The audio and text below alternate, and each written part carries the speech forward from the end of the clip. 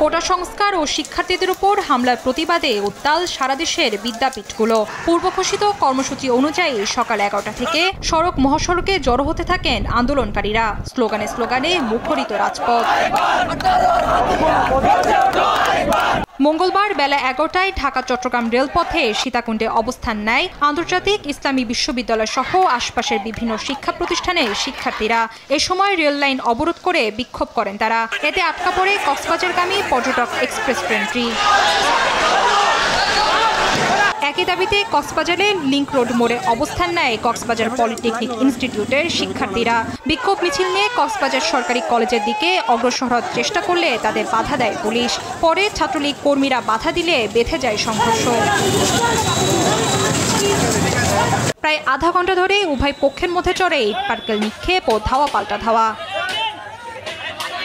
ঝিনাইদহে কোটা বিরোধী আন্দোলনকারীরা মিছিল বের করতে জড়ো হয় শহরের উজিরালী স্কুল মাঠে। এক পর্যায়ে লাঠিসোঁটা নিয়ে তাদের উপর হামলা চালায় ছাত্রলীগের নেতাকর্মীরা। এতে আহত হন 5 শিক্ষার্থী। শিক্ষার্থীদের উপর হামলার প্রতিবাদে রাজশাহীর খড়খড়ি বাইপাস সড়ক অবরোধ করে শিক্ষার্থীরা। এ সময় সড়কে সৃষ্টি হয় তীব্র যানজট।